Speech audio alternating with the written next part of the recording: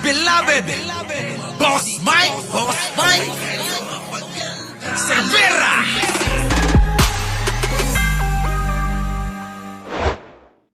Ang DPWH at ilang contractor na humarap sa pagdinig ng Senado kaugnay ng mga palpak ng flood control projects. Napaamin si DPWH Secretary Manny Bonoan na meron talagang ghost projects. Live mula sa Senado, nangunguna sa balita si News 5 Senate Correspondent Mean Los Baños. Mean, pakidetalye nga itong mga ghost projects na inamin ni Secretary Bonoan. Jiggy, sa pagdinig nga ng Senado, sinabi ni DPWH Secretary Manuel Bonoan na nakarating sa kanyang opisina yung impormasyon kaugnay nga dyan sa mga ghost flood control projects. Ang Alam nyo, nakakatawa itong mga Alam nyo, nakakatawa talaga itong mga inayupak na mga nasa departamento ng gobyerno, no? Alam nyo, masyadong late na kayo, matagal nang nangyayari yan eh. Panahon pa ho, mga kababayan ni Cory. Natandaan nyo ba, mga kababayan, nung pumutok ho yung bulkang Pinatubo, sino nakakatanda? Sino yung mga taga-Olongapo? Sino ho yung mga taga-Tarlac, taga-Pampanga? Yan po yung mga apektado eh. Nung pumutok yung bulkang Pinatubo. Sino ho, mga kababayan? Eto mayroon hong ginawang proyekto nung panahon ho ni, kung hindi kay Cory, kay Ramos, kay Ramos. May ginawa hong mega dike na kasi ho, mga kababayan, lumabas ho yung mga lahar, Lahar yan eh. Natabunan talaga yung mga kabahayan eh. Yung iba nga dyan, yung simbahan, tingnan nyo yung tinaas ng lahar na tinambak. Ayan cross na lang sa simbahan yung natira. Ganun ho, ilang feet ho yun, mga kababayan. 30 feet, 20 feet, 25 feet. Ganun ho. So halos natabunan ang buong Pampanga at Tarlac, na ibang lugar diyan. Yung ibang lugar sa Tarlac, lalo sa Bamban, lalo sa Porac. Yung mga yan, yung mga apektado talaga, di ba? San Fernando, yung mga yan, apektado yan lahat, mga kababayan ko. Florida, Ito, mga kababayan ko. Yung tinaas na baha ng Borac, ng lahar, mga kababayan, sobrang taas. So ngayon, kailangan ho gumawa ho uli ng dadaanan ng tubig, ulan. Lalo na kapag pag tag-ulan na. Kasi talagang napupunta ho sa mga bahay na yung mga tubig. Alam niyo ang ginawa? Sino nakakatanda ng mega dike, mega dike project? Sino? Alam niyo yan kung taga Pampanga kayo. Mega dike project. Sino ang may proyekto niyan? Hindi ko na matandaan naisip ko lang ngayon. Hindi ko matandaan kung kay Cory o kay Ramos. Si Think Positive, ayan Sino? Sino, kaninong project yan? Kay Ramos? Alam ko kay Ramos kung hindi ako nagkakamali, kay Ramos yung hinayupak na yan. Ngayon, mga kababayan ko, naging issue ang corruption dyan. Sa Porac, mega dike project. Hindi kay GMA yan. Hindi kay GMA yan. Kay Ramos, ayan, kay Ramos. Yan. Yung iba siguro, may kay Gloria. Pero kay Ramos ang una. Mga kababayan, mega dike project. Grabe, tindi ng korupsyon yan. At dyan na ho nag-umpisa, mga kababayan.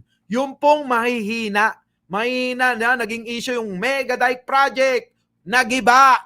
Search nyo, mga kababayan. Makikita nyo. Mega dike project. Gumuho. Yung mga ganong balita. Dyan na ho nag-umpisa, mga kababayan, ang korupsyon sa paggawa ng mga ganyang klaseng mga proyekto. Di po ba? Ayan, aminado. Naging kultura nila. Nakita nila na walang nananagot sa mga ginagawa ng gobyerno na ganyan. Di po ba? Grabe, mega dike project or FBR dike. Di ba? FBR dike, yan. Yan nga yun, mega dike project na naalala ko. Kasi sa tuwing dadaan ako, mga kababayan, sa may Bamban, may kalsada at may tulay noon. Wala pa ho yung, wala pa ho yung EasyTex, wala pa ho yan. Oo, wala pa yan.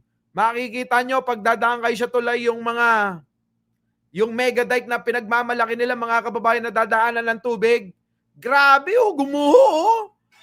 Ang hina ng pundasyon. Walang nanagot doon. Oh, di ba? May nanagot doon? Nicole Coral, walang nanagot doon. Kaya ngayon namihasa yung mga politiko, yung mga kontraktor at kung sino-sino na wala naman palang nananagot eh. Okay lang ito. Okay lang. Oo, tuloy-tuloy natin. Yun, naging kultura na. Pero nung si Pangulong Ferdinand Marcos Sr., sabi ko nga sa inyo, lahat po ng mga dike, ng mga dike, ng mga flood control na ginawa ni Pangulong Ferdinand Marcos Sr. hanggang ngayon, nandiyan dyan, napapakinabangan. So ngayon, eto, aminado. Aminado tong si Bunuan na meron palang mga ganyan, palpak. Eto masakit, ghost project. Alam niyo yung ghost project, wala talaga. Kinuha lang yung bilyon-bilyon, tapos walang ginawa. Ang sakit, di ba? Sipin nyo maigi. Kinuha ho yung bilyon-bilyon na pera, tapos po mga kababayan ko, wala hong nagawa. Grabe, di ba? Wala kayong makikita kahit isang poste.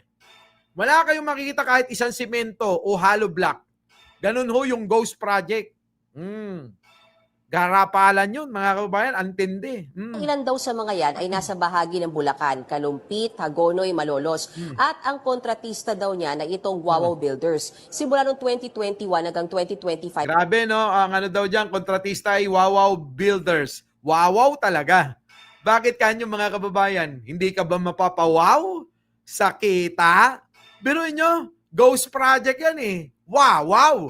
Wawaw Builders, grabe Grabe, matindi. Wow talaga. Kita nyo, kita, bilyon-bilyon. Tuloy. Nabigyan siya ng halos 6 billion pesos na kontrata para sa Grabe mga kababayan, 6 billion.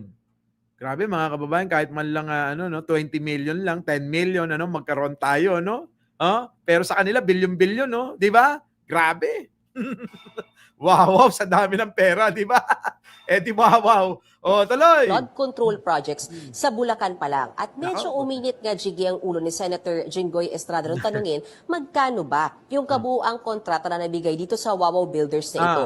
Narito ang bahagi ng pahayag ni Senator Jinggoy Estrada at DPWH Secretary Manuel Bunuan. Tapos na, nasunog na yung pera natin. Meron mga Ikaw din naman sumusunog. Ito ang problema mga kababayan eh. Alam nyo, sa totoo lang, ginagawa tayong kengkoy. May meron akong ikukwento sa inyo mga kababayan. Makinig kayo maigi.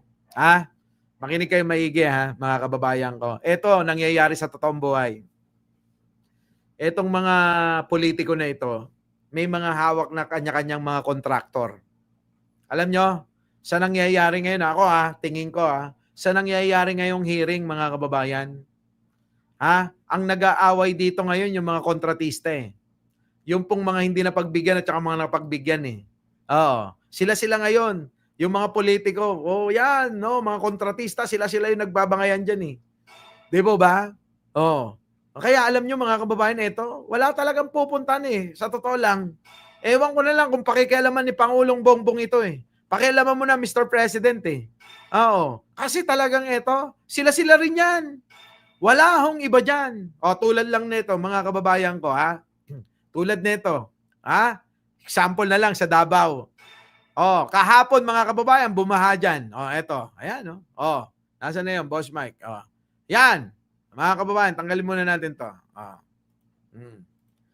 Ayan, Sunstar Davao. Some areas in Davao City were flooded due to heavy rains on August 19. Kahapon po ito. Mga kababayan, kahapon po. 2025. Ayan, August 19, 2025.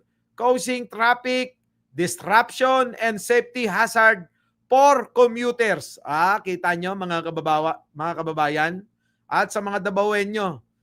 Dito na lang, mga kababayan ko.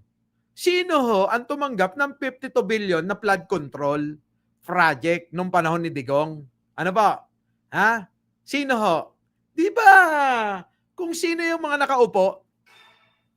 Oh, bakit ho ngayon, mga kababayan ko, binabaha pa rin ho Davao?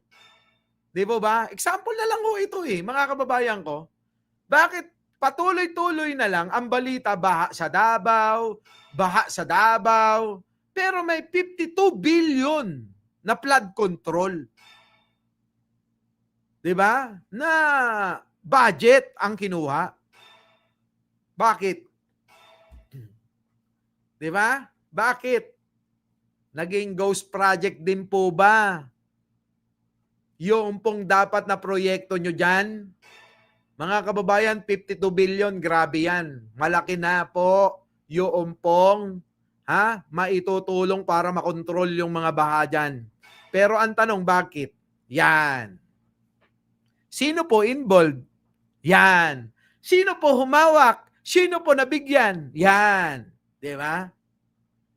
Kaya etong nangyayari mga kababayan, na hearing ko dyan sa may Senado. Putik na yun, pag nagturo ka ng isa, ilan ang nakaturo sa'yo? 4. O, di ba?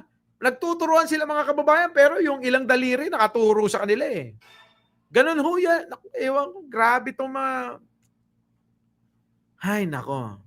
Ibang klase yung mga utak ng mga politiko. Alam nyo, sa totoo lang, pag nakikita ko politiko, wala na akong bilib eh. Sa totoo lang, wala akong kabilib-bilib. Kasi tingin ko sa kanila ngayon, parang lahat na lang sila magnanakaw eh. Di ba, mga kababayan? Ganon.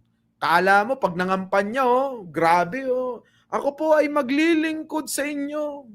Mahal ko po ang ating distrito. Handa ko pong ialay ang aking buhay para sa pagbabago. Sana po, nanay, tatay, tulungan nyo ako. Ang pagtulong nyo na yan ay parang pagtulong nyo na rin sa sarili nyo.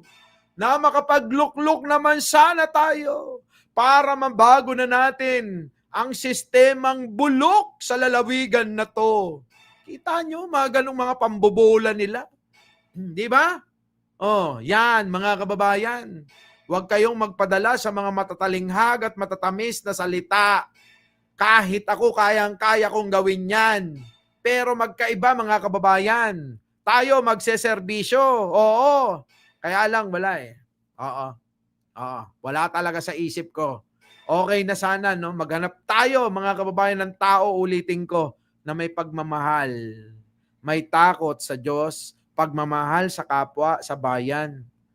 Yun po yun, mga kababayan. Di ba? So ngayon, mga kababayan, ang haba na nito. So maraming salamat sa pagsama nyo ngayong araw. Opo. Sana po ay karmahin sila. Yung iba, alam ko may isang contractor na kasali diyan, nagkasakit na ng cancer. Alam nyo, yung mga yan, kahit may sakit na, pera pa rin ang iniisip niyan. Minahal nila masyado ang kaperahan. Kaya mga kababayan, hanggang dito na lang. Muli, ako po ang inyong lingkod, Mike Cerbero po, lagi nagsasabing, mahalin natin ang ating kapwa, pagdasal po natin lagi ang ating bansa. Magandang umaga, magandang hapon at magandang gabi. Sa mandako ng mundo, naroon kayo. Siyempre, magandang buhay na rin para sa ating lahat. Maraming salamat po. Our beloved Boss